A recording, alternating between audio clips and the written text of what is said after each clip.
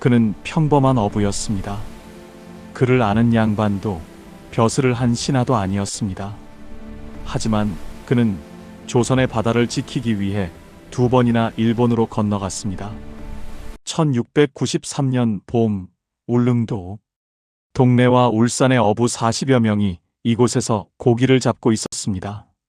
그런데 낯선 배들이 나타났습니다. 일본 어부들이었습니다. 그들은 조선의 바다에서 버젓이 고기를 잡고 있었습니다. 어부들 중 한 사람이 앞으로 나섰습니다. 안영복. 그는 일본 어부들을 향해 소리쳤습니다. 이곳은 조선의 땅이요. 당장 물러가시오. 하지만 일본 어부들은 물러서지 않았습니다. 오히려 안영복과 동료 박어둔을 배에 태웠습니다. 그리고 일본으로 향했습니다. 납치였습니다. 평범한 어부라면 두려워했을 것입니다. 하지만 안영복은 달랐습니다. 일본 땅에서도 그는 당당했습니다. 조선의 바다를 지키기 위해 그는 일본 막부와 맞섰습니다. 그리고 3년 후 그는 다시 일본으로 갔습니다. 이번에는 스스로의 의지로. 왜 평범한 어부가 목숨을 걸고 2번이나 일본으로 건너갔을까요? 그가 지키려 한 것은 무엇이었을까요? 그리고 나라를 구한 그에게 조선은 무엇을 해주었을까요? 오늘 우리는 그 놀라운 이야기를 함께 따라가 보겠습니다. 납치당한 어부의 항변. 안영복은 부산 동래 출신이었습니다. 그는 조선 수군에 들어가 능로군으로 복무했습니다. 부산의 외관에 자주 출입하며 일본어를 익혔습니다. 평범한 어부였지만 그에게는 남다른 점이 있었습니다. 바로 일본어를 할 줄 안다는 것. 그리고 그 능력이 조선의 바다를 지키는 힘이 될 줄은 아무도 몰랐습니다. 1693년 3월, 안영복은 동료 박어둔, 그리고 동래와 울산의 어부 40여 명과 함께 울릉도로 향했습니다. 당시 울릉도는 조선의 공도 정책으로 사람이 살지 않는 섬이었습니다. 하지만 바다에는 고기가 넘쳐났습니다. 조선 어부들에게 울릉도는 풍성한 어장이었습니다. 그런데 그곳에 일본 어부들이 있었습니다. 일본 도토리번의 오오야 가문과 무라카와 가문. 이들은 에도 막부로부터 죽도 도해, 허가를 받아와 있었습니다. 일본은 울릉도를 죽도라 불렀고 독도를 송도라 불렀습니다. 안영복은 참을 수 없었습니다. 여기는 조선의 땅이요. 일본인이 무슨 권리로 이곳에서 고기를 잡소? 하지만 일본 어부들도 물러서지 않았습니다. 오히려 그들은 안영복과 박어둔을 붙잡았습니다. 그리고 일본 오키섬으로 끌고 갔습니다. 납치였습니다.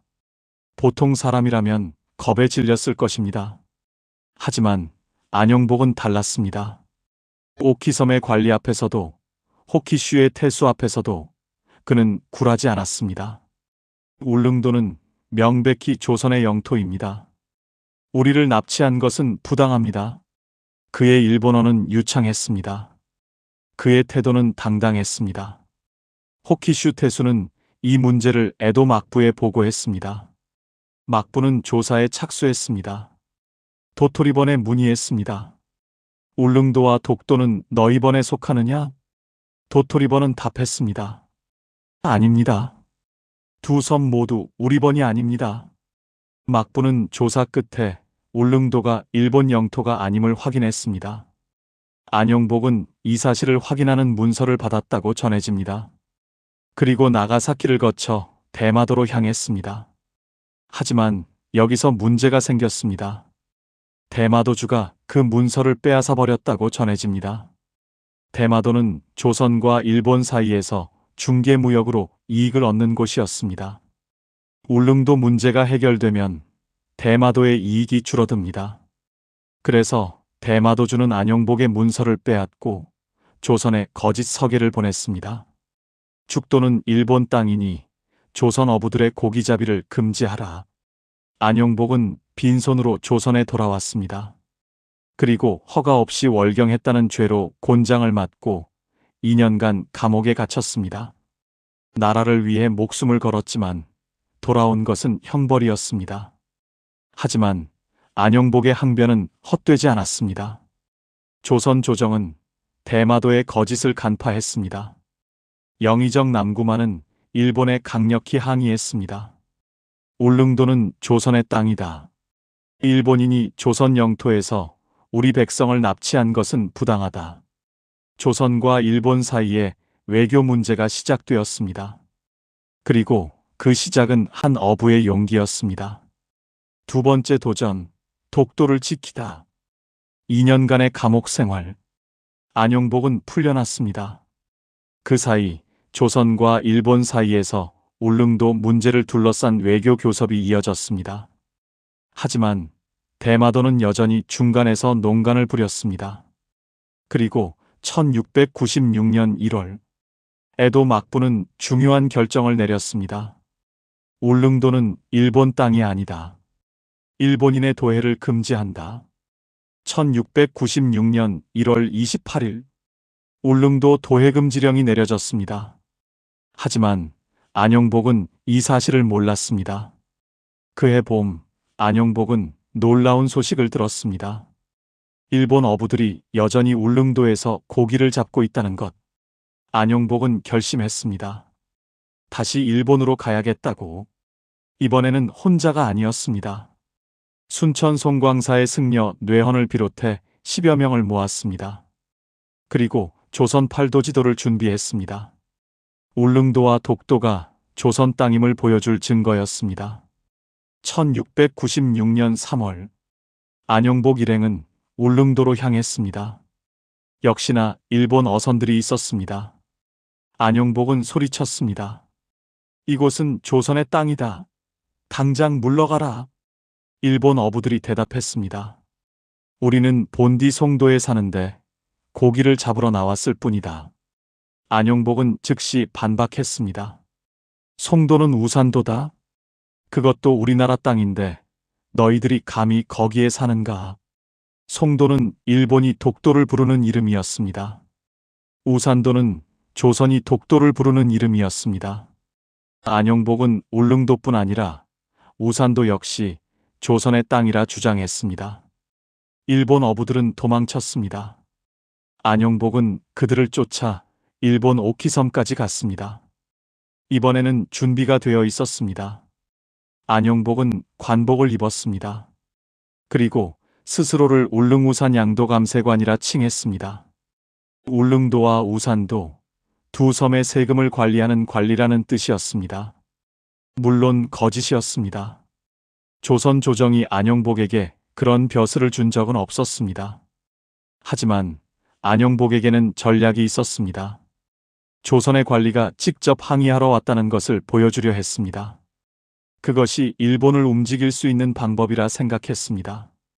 안영복은 호키슈 태수를 만났습니다. 그리고 당당히 항의했습니다. 일본 어부들이 조선의 영토인 울릉도와 우산도를 침범했소. 막부의 대마도주의 죄상을 고발하겠소? 호키슈 태수는 놀랐습니다. 조선의 관리가 직접 찾아와 항의하다니. 태수는 사과했습니다. 그리고 안영복 일행을 정중히 대접했습니다. 안영복의 전략은 성공했습니다. 안영복은 대마도를 거치지 않고 조선으로 돌아갔습니다. 강원도 양양으로 돌아왔습니다. 그리고 강원감사에게 모든 일을 보고했습니다. 한편 이미 1696년 1월에 내려진 도해금지령, 그리고 1699년 막부는 대마도를 통해 조선의 울릉도가 조선 영토임을 공식 확인했습니다. 다시는 울릉도 등지에 왕래하지 않겠다. 조선의 울릉도와 독도 영유권이 확인된 순간이었습니다. 그리고 그 중심에 평범한 어부 안영복이 있었습니다. 영웅이 아닌 죄인으로. 강원감사 심평은 안영복을 비변사로 보냈습니다. 비변사는 국가의 중요한 일을 논의하는 곳이었습니다.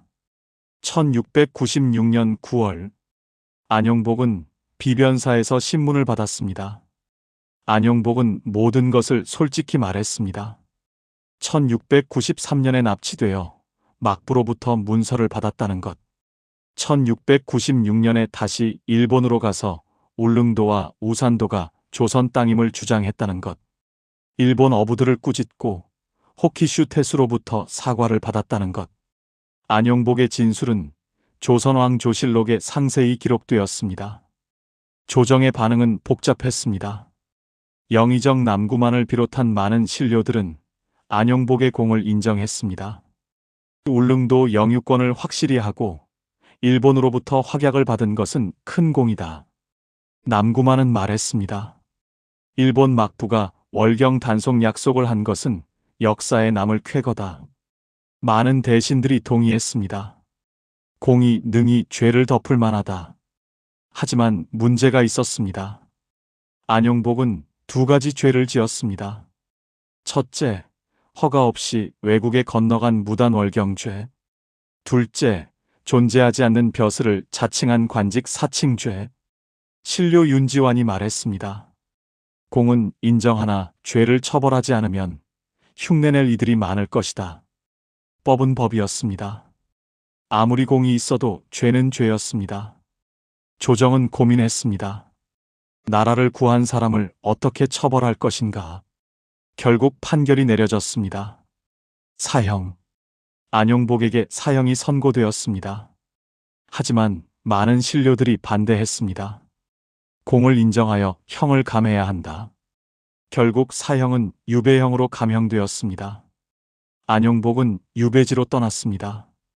그 이후 안용복의 행방은 기록에 남아있지 않습니다. 언제 유배에서 풀려났는지, 언제 어디서 생을 마감했는지 아무도 모릅니다. 조선 조정은 안용복에게 포상을 주지 않았습니다. 영웅으로 대우하지도 않았습니다. 오히려 죄인으로 만들었습니다. 하지만 역사는 그를 기억합니다. 마무리하며 18세기 조선의 실학자 이익은 성호사설에 이렇게 적었습니다. 안용복은 영웅호걸이다. 미천한 군졸로서 죽음을 무릅쓰고 나라를 위해 강적과 겨뤘다. 여러 대를 끌어온 분쟁을 그치게 했고 한 고을의 토지를 회복했다. 영특한 사람이 아니면 할 수 없는 일이다. 그런데 조정에서는 포상하지 않았을 뿐 아니라 형벌을 내리고 귀양을 보냈으니 참으로 애통한 일이다. 이익의 말처럼 안용복의 공은 컸습니다. 안용복의 두 차례 도일 이후 일본은 울릉도 침범을 멈췄습니다. 조선 정부는 1697년부터 울릉도 수토관 파견을 더욱 정례화했습니다. 규정상 3년마다 수토관을 파견해 섬을 순찰했습니다. 이것이 대한제국 말기 울릉군수가 파견될 때까지 이어졌습니다. 1967년 부산 수영사적공원에 안용복의 충원탑이 세워졌습니다. 박정희 대통령은 휘호를 남겼습니다. 국토를 수호한 공로는 사라지지 않을 것. 2001년 사당 수강사가 세워졌습니다. 강역을 지켰다는 뜻입니다. 2012년 울릉도의 안용복 기념관이 문을 열었습니다. 독도가 가장 잘 보이는 곳에 세워졌습니다. 시인 이은상은 안용복을 기리는 시를 남겼습니다. 동해 구름밖에 한 조각 외로운 섬. 아무도 내 땅이라 돌아보지 않을 적에 적굴 속 넘나들면서 전임 혼자 애썼던가. 상이야 못 드릴 망정 형벌 귀양 어인 말고 이름이 숨겨지다 공조차 묻히리까. 이제와 군 봉하니 웃고 받으소서. 안용복. 그는 평범한 어부였습니다. 하지만 나라를 지키는 일에는 신분이 중요하지 않았습니다. 그에게 필요한 것은 용기였습니다. 목숨을 걸고 바다를 지킨 그의 용기. 조선 조정은 그를 죄인으로 만들었습니다. 하지만 역사는 그를 영웅으로 기억합니다. 오늘 우리가 울릉도와 독도를 우리 땅으로 부를 수 있는 것은 안용복 같은 사람들의 헌신이 있었기 때문입니다.